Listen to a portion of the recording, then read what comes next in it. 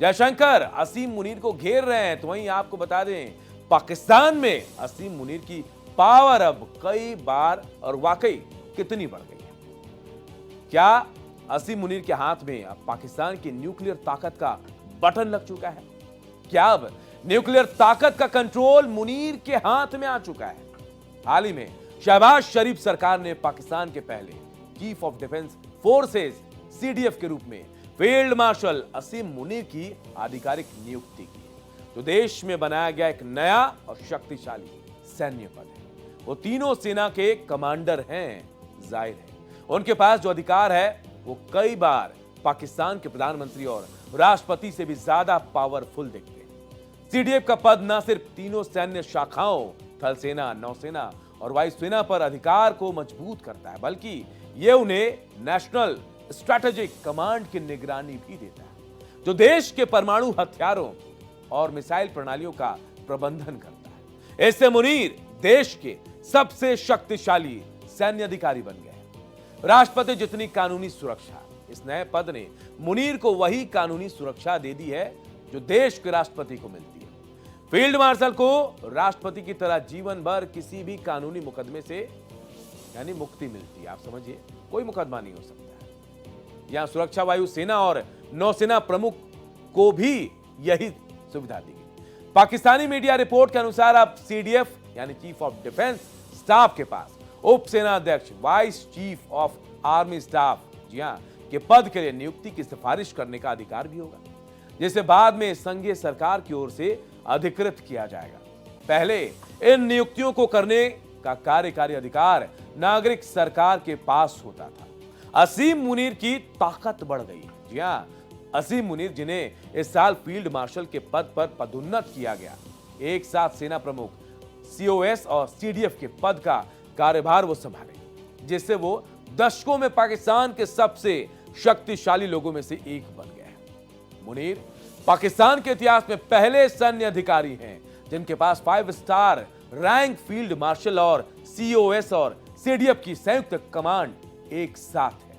वो देश के इतिहास में फील्ड मार्शल का खिताब रखने वाले दूसरे सेना अधिकारी हैं। पहले जनरल अयूब खान थे जिन्होंने 1965 में भारत पाक युद्ध के दौरान पाकिस्तान का नेतृत्व किया था। भारत के विदेश मंत्री एस जयशंकर ने असीम मुनीर पर ऐसा क्या कहा जिस पर पाकिस्तान ने बयान जारी कर दिया। भारत के विदेश मंत्री एस जयशंकर ने पाकिस्तानी असीम मुनीर और उनकी सेना, जी उनकी सेना पर थोड़ा तंज कसा तो पाकिस्तान तिलमिला उठा। पाकिस्तानी ने जयशंकर के बयान को जानबूझकर उनकी सेना, राष्ट्रीय संस्थाओं को बदनाम करने का अभियान बता दिया। लेकिन सवाल उठता है कि आखिर भारत के विदेश मंत्री एस जयशंकर ने ऐसा क्या कह दिया कि पाकिस्तान को मिर्ची लग गई। हम टॉप एंगल में सब कुछ सिलसिलेवार तरीके से आपको बताएंगे। पाकिस्तान, यहां ये वही पाकिस्तान जो एक नफरती देश है, अगर उसकी हालात को लेकर कोई सच कह दे तो वो तिलमिला उठता है, वो उसे दिल पर ले लेता है और फिर शुरू हो जाता है ऊल जुलूल बयानों का दौर। भारत के विदेश मंत्री एस जयशंकर ने क्या गलत कहा? उन्होंने पाकिस्तान की सैन्य व्यवस्था को कई सुरक्षा चुनौतियों की जड़ बताने वाला बताया।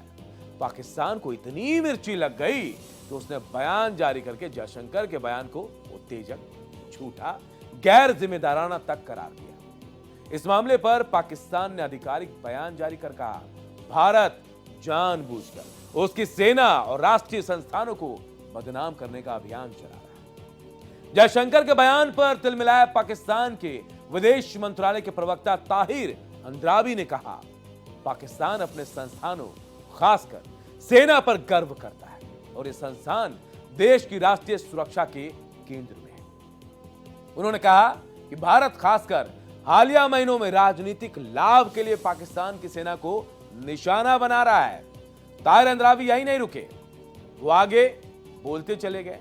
उन्होंने कई बार पाकिस्तान का जिक्र किया और यहां तक कह दिया कि भारत के विदेश मंत्री जो है वो जानबूझकर ऐसा बयान दे रहे हैं और भारत का बयान गैर जिम्मेदाराना और भड़काऊ है।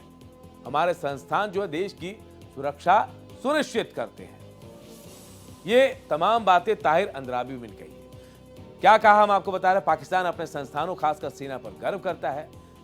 और पाकिस्तान एक जिम्मेदार राज्य है। हमारे संस्थान देश की सुरक्षा सुनिश्चित करते हैं। भारत का बयान गैर जिम्मेदाराना और भड़का हुआ है। एक छोटा सा बयान जो हमारे विदेश मंत्री जयशंकर ने दिया, जिस पर पाकिस्तान तिलमिलाया हुआ है।